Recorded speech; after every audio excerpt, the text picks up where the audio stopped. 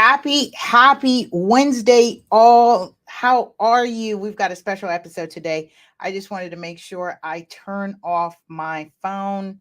Of course, I was out in the field. So, this is why we bumped the show to 1 o'clock my time so that I can go out and work and do the real, the real estate stuff out in the field. So, I wanted to continue on our segment of let's see. I wanted to continue. I'm changing, playing around with the background. I wanted to continue our series where we've been talking about uh, seniors. We've been talking about probate, Medi-Cal, just kind of really the real stuff. And then all the nightmare and horror story continues with all that stuff. So listen, this is a special segment, given that it is Halloween. We're thinking about taking the kids to Scare Fest or Scary Fest, although I still have to buy the tickets, but no one's surprised. No one's surprised that I have not finished. We did a Halloween theme podcast a couple years ago. Shout out to Marriott Martinez, who is an accountant, excellent accountant. She's actually teaching and training and doing wonderful things in her boot camps. And so that podcast inspired her to create a tax webinar or lesson for 3 categories of those in the real estate business.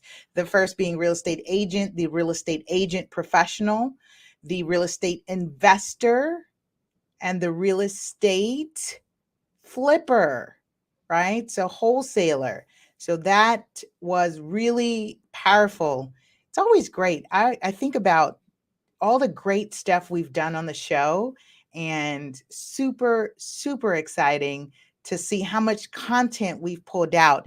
And because real estate changes all the time, there's no wonder we've got great stuff to talk about. And of course, today is no exception. No exception here. No exception here. Okay, so I wanted to make today's show really fun, spooky, scary, kind of a spin on the nightmare stuff that we've got to deal with in real estate. And I'm not ashamed. I'm not ashamed to say that it's just not always glitzy, glittery, glamorous, pretty. I will be the one to say that it's not always that way. Go figure. Okay, before I jump into this, I do want to sound check because I was playing with my mic. So I want to make sure we're good to go. And okay, cool. Wonderful. The mic sounds so good, by the way. Shout out to our radio podcast listeners who are tuning in on the show. I know most of you were expecting us to come on at 11. However, like I said, I needed to bump us to a later date so that we can stick to having the show weekly. I was thinking the other day about doing something daily, like a daily Ready, Set, Real Estate. Wouldn't that be something? All right, you're tuning in to Ready, Set, Real Estate. We are on episode 182. If you're new to me, say hi, say hello. Make sure you press 1 below. Lets me know you're here. Press 1 lets me know you're here. Press 2 lets me know you shared it. And of course, if you hear anything worthwhile, like a real estate gem, go ahead and drop that mic drop emoji. And let's have some fun on the show.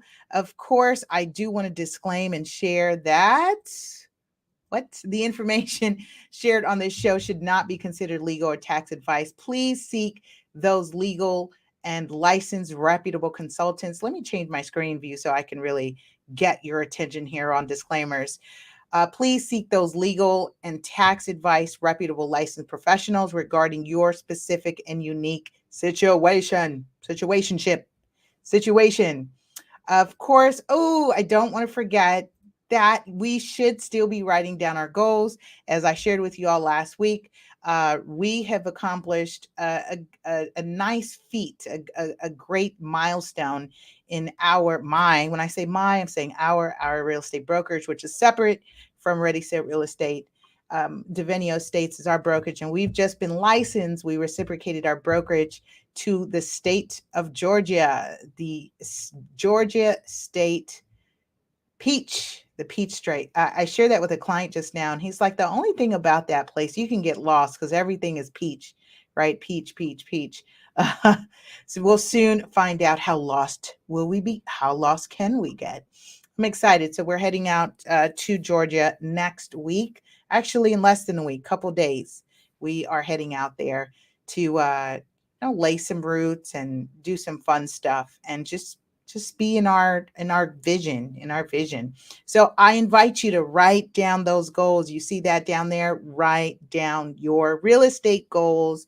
We are in fourth quarter already. Congrats to those who have closed on their real estate transactions, who are in the middle of your escrows, in the middle of closing, and those who are still out here actively looking or actively selling, actively marketing your property. It will happen. It will happen. You are a brave one. You're a brave soul during this time because our market has just shifted. And as you will hear, most are saying we are now in a buyer's market. We're now in a buyer's market. So if you are a buyer and you've been on the fence, now's a great time to consult with your real estate professional, your real estate team, revisit those numbers, see if it makes sense, and see what opportunities awaits you. If you are a seller who still needs to sell, who still needs to market your property to maximize your equity in this current market, you're still in a good position because we are shifting. The market is making some corrections, but we are noticing that things are sitting on the market longer. So days on market, DOM, is longer. We're noticing builders are not building as much. I was reading information from the National Association of Home Builders. The CEO was discussing about just kind of the ripple effect that interest rates has had, overall inflation, cost of materials, lumber, that whole thing. And so we are seeing that trickle down ripple effect affect our market. Although, depending on what your situation is, again, this is why I say consult with your team regarding your situation, because just because the market's shifting doesn't mean that there is not monies to be made and opportunities to be had. All right. I like that. I like how I came up with that. It just floats so naturally. It flows so nicely.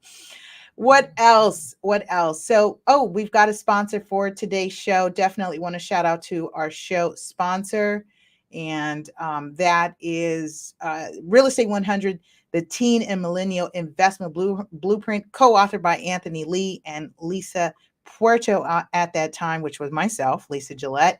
Shameless plug, of course, but I really want to shout out Anthony because this was his first book.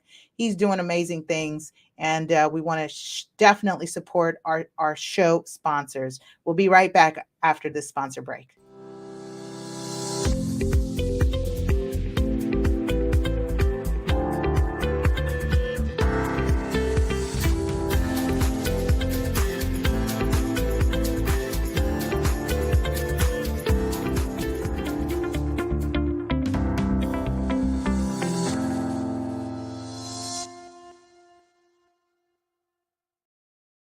That's right. Real Estate 100, the Teen and Millennial Investment Blueprint. That's part two from the series, by the way. Can be found on all your major online retailers. If you're interested in stocking the book in your store, feel free to reach out to us. Let's see if we can put a package together so that your local community can have something to learn and read from. I actually refer to this book oftentimes when I'm dealing with income and investment, because we talk about capital expenditure in the book. We talk about your worksheet and spreadsheet, right? So if your mortgage is a certain amount, what is the overall expense, right? The overall housing expense of that particular property. And it just comes down to the numbers, right? So that's a good read, a fun read, especially if you have a teenager or you are a young adult who is interested in learning real estate and learning about house hacking and all the different avenues of how to get your foot in the door. Anthony and I share some great tips on how to do that in that book. All right. Thank you for that. Let's see. I do want to send one last message before we get into this fun show today. It's not really classroom style. I just got a cool slide that I put together that gives us some questions and true false that you can follow along as we talk about scary stories. Scary stories. That's my spooky version That's spooky, spooky, spooky. I'm not playing any of that stuff because I'm telling you, boy, copyright infringement is no fun. I don't want anyone saying, we've had to delete your show because you've infringed on someone else's copyright. Yeah, so we make sure we don't do that here on this show, especially because I'm a trademark owner myself. And it's not fun when someone infringes on your intellectual property. It's just not fun. So I don't like it when it's done to me. So I certainly don't do it to other people or companies. We don't do that here. All right, so we are on 182. Want to just give a quick blurb about myself as we talk about a homeowner's worst nightmare. I am your host and creator, founder of many cool things, Lisa Gillett, also known as Lisa Puerto, aka Super Agent, the one, the only, yes, Super Agent. I'm also broker owner of our local brokerage here now in California and Georgia, Devenio Estates. I'm also a pricing strategy advisor, foreclosure certified and trained, probate certified and trained, experienced, and short sale certified and trained and experienced. All that means is I've not only have experience, but I make sure I am doing continuing education to stay abreast of those. Also, what is near and dear to me is working with the senior community. And so I want to definitely share that I also hold that training and special designation as a seniors real estate specialist. And all that means is that I'm trained to work with our senior population. Usually that's when we talk about probates and trusts and all that fun stuff. It's rare so far that I've worked with a client, a senior client that doesn't we're not dealing with one or the other. So like my former broker used to say, shout out to Butch Grimes, by the way, he used to say, because his focus has been strictly to this day probates. And he said, I'm not in the real estate business, I'm in the death business. And boy, am I learning there is so much truth to that as I continue to grow into my own persons as a professional in this industry, right? Okay, what else? I think that's about it. Let's jump right into it. We are going to talk about scary stories. Whose stories? My scary stories. Uh, a property owner's, homeowner's worst nightmare. And I've been hands on involved with a lot of this stuff. Hands on meaning experiencing this stuff, guiding this stuff, having to get local authorities involved. And oh, I'm telling you, getting, having clients reach out to the DA to see if they'll take their case. And so I say this facetiously, but this is real stuff. So I thought it was a good time, again, Halloween week and season, month, that whole thing, to talk about these worst nightmares. And I came up with five, the top five that builds up to a homeowner's worst nightmare is someone else trying to sell your house. Shout out to my husband Kyle for this topic. He says, you should talk about this stuff because you're dealing with this stuff, and it'd be a good segment. So I thank you, honey. It's a great idea. So let's talk about this. Five things to pay attention to is number one, abandoned homes are target for deed fraud. Abandoned homes are target for deed fraud. I'm gonna mess with my view here. Is it better this way? Yeah, I like that instead of me kind of covering that. Okay, cool. Abandoned homes are a target for deed fraud. The number two, death certificates and false identity. I don't know who, I don't know how, but getting death certificates is a key component to being able to accomplish selling someone else's home. We'll talk about it a little bit more. Forged trust. Number three, forged trust. Remember, we were saying, or you heard me say, probates and trusts and dealing with the senior population or dealing with generations of owners that have passed on, and everyone gets scattered. They move in different places, states, and cities. No one's talking to anyone. There's bad blood. And listen, someone comes right along to see an opportunity to capitalize that you all have not been paying attention. And number four, changing out the locks and installing new locks. And so we've seen this come up during renter, that whole rental thing. In fact, I was reading this blurb, this ad, this article, this news that said a renter, a disgruntled renter, um, placed her landlord's or the property owner's property for rent on Airbnb after she was evicted. So it said it took some months or some time for Airbnb to actually remove the listing off of their platform when the renter uh, went and placed it on there. Ugh, I'm telling you, you think I'm making up this stuff, but this is real life stuff. Number five, squatters and squatter rights.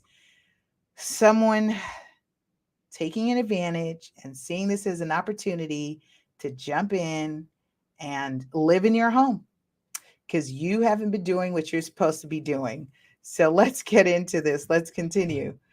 All right. Abandoned houses. So here's my tips as we talk about abandoned properties. And yes, how do we get here? Someone passes away, someone moves, you relocate, and there's a lot of it. In fact, we call them absentee owners. Drop that in the chat box for you. If you are in looking into some opportunities to purchase a property, there is a big pool of absentee owners. That's who you will track down and locate. Use skip tracing. I use True People Search. I think some other people do that. There's Newber. There's tons of different platforms that you can use for skip tracing. That's what we do when we're trying to locate someone after we identify or pull the chain of title. We kind of, go and start to track down generations, records, and stuff like that. It's like true detective work. So I guess this is why my husband says you should talk about this because you're coming across some very interesting stories. Yes, one we've come across once upon a time as well is the okay, well, let me wait till I get there. Let's finish up abandoned houses. So keep in touch with your neighbors. So make sure your neighbors know that you're around, that you may not be close keep watch, but at least let your neighbors know that, who should be coming in and out the house. Leave emergency contact in case something does happen. Like I'm hearing stories of, houses catching on fire after squatters break in and they're trying to cook or they're trying to keep warm, whatever's going on, and they create a fire, house burns down. Ugh, nightmare, right?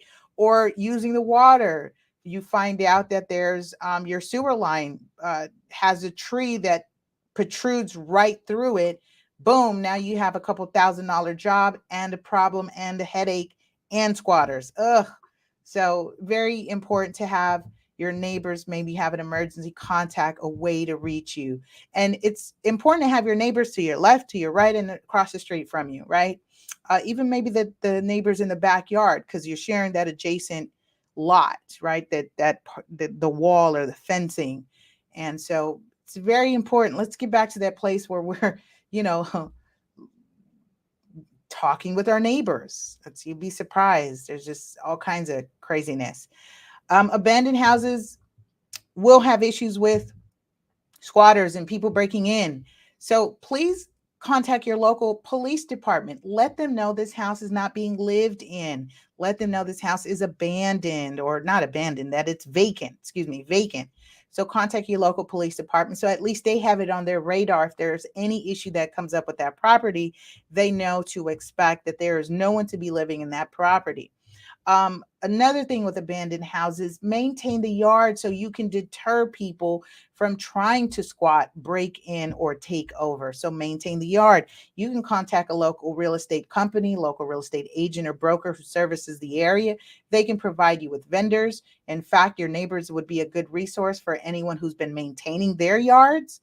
You can ask them to come down and cut the yard every once in a while. Put them on a monthly type plan and say, hey, I'll pay you for the month, and just make sure that the yard is being maintained. That's a good thing.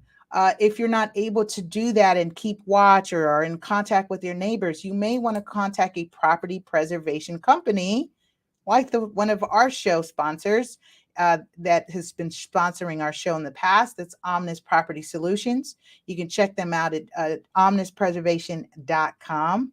For board ups, they will do board ups, they will change locks, and they will help secure the property and deter people, the unwanted people from creeping on, right? So definitely consult or hire a broker or agent that offers property management or has resources with property preservation to make sure that your property does not sit desolate and is a target for deed fraud or someone coming to try to sell your property.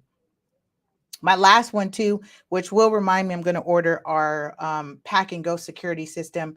I will order it today and install security. So I like there's one, oh my gosh, I can't remember the name right now, but I saw it in one of the properties that was vacant that we were showing. And part of the contract said that the security system was not included.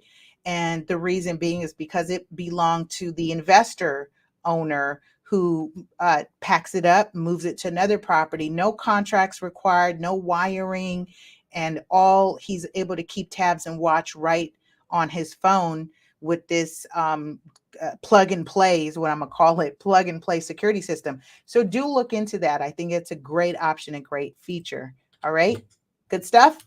All right, watch out for someone who gets a hold of death certificates. So this is really interesting to me because there's usually about 4 groups of people that have access to a death certificate, namely spouse, children, grandparents, and attorneys.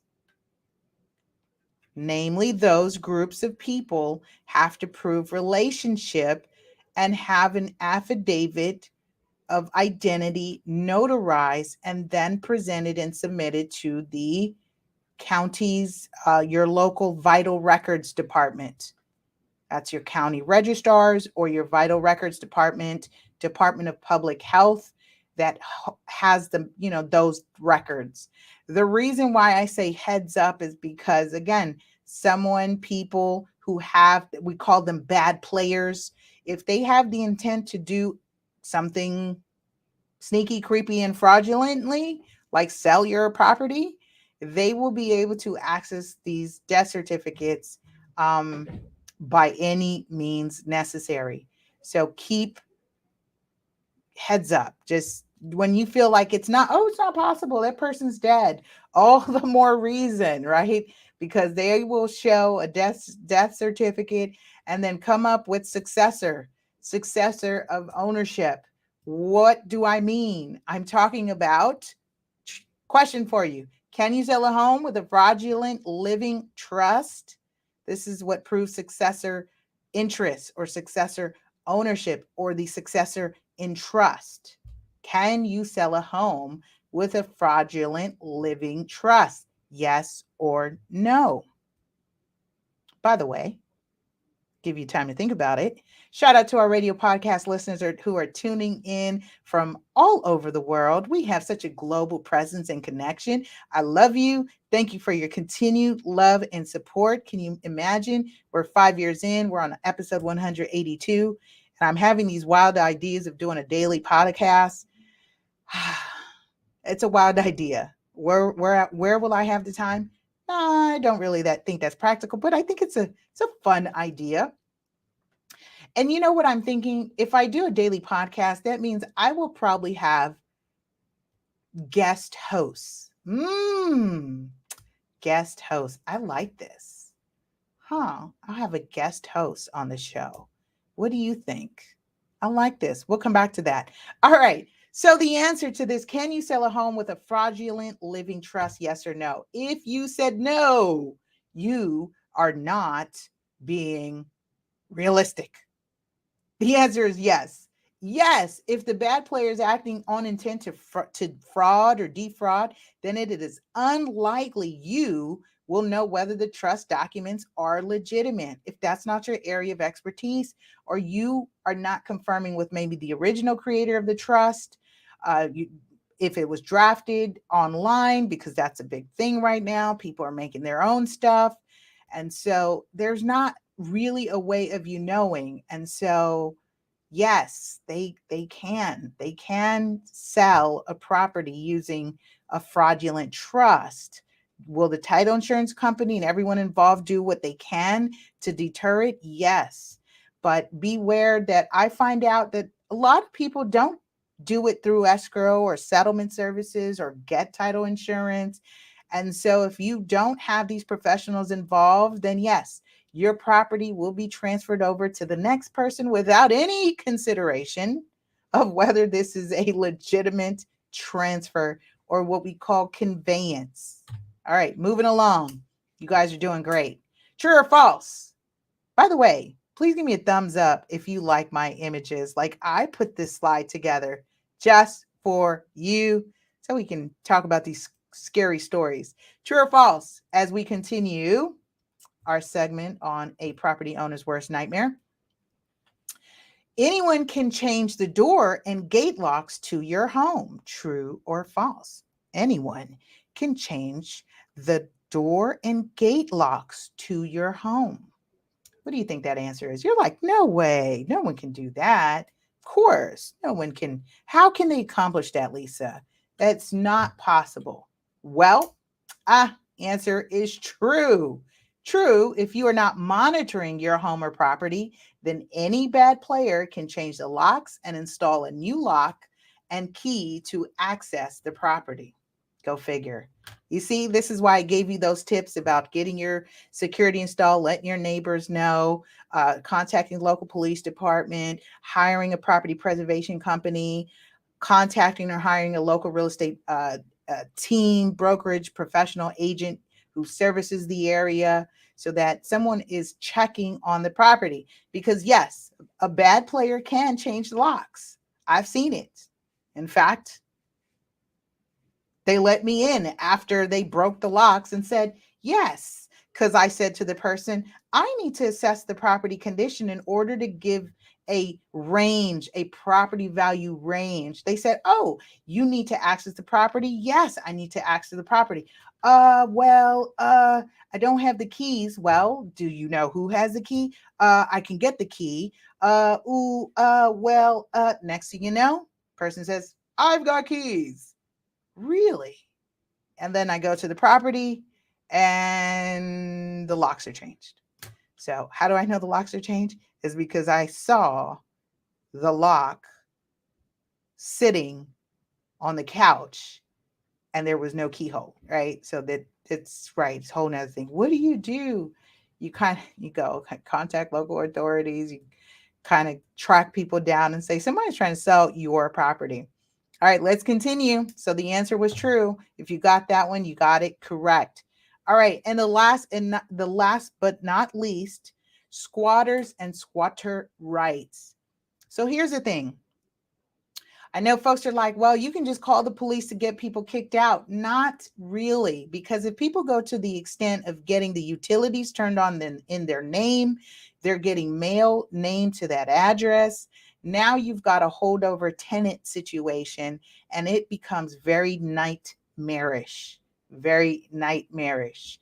And what does that mean? It may even cost you to pay to relocate them out of the property.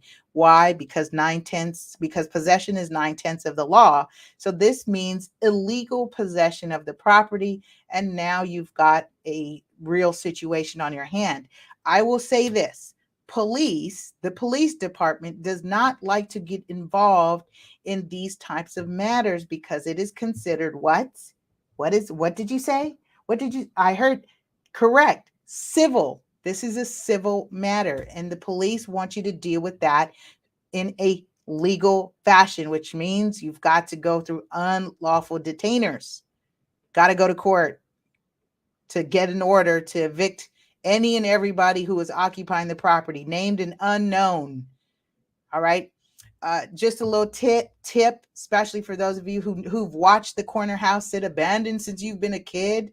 If people end up living there for an uninterrupted period of at least 5 years in California and 7 years in Georgia, check for squatter rights for your respective state. It has to be uninterrupted, meaning they moved in and you managed to get them out and then, a week later or 2 days later, or 4 days or a day later, they move back in, that is not considered uninterrupted.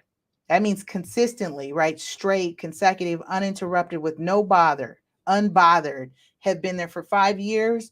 Then they can claim squatters' rights, and they can then take it to court and deal with what we call a quote unquote color of title, and sue for basically saying that, hey, I've been maintaining this house, I've been paying the property taxes, I've been paying the utility bills.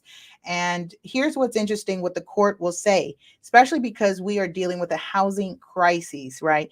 Dealing with the need for housing. So if this person has managed to maintain this house, has not been used, has not been claimed, no one ever showed up, and you've heard these nightmare stories where the squatter holdover tenant ends up receiving the rights to the property for little to nothing, just because they knew how to go about with claiming squatter rights, then you have just lost out in either your family's inheritance, a generation of wealth, and you should see if you can consult an attorney or legal professional to assist you with that. So be active, be vigilant, and make sure that you are doing what is necessary to protect your ownership of that property. All right, with that, I say I love it when a show is short, sweet, and power packed, to the point. I want to say happy Halloween. Feliz, what is it? Feliz Dia de los Muertos to those of you who celebrate the Day of the Dead in your various ways and cultures. And I wish you a week of thrills and chills. Be safe. We'll see you next week on another information packed episode on Ready, Set, Real Estate. Bye.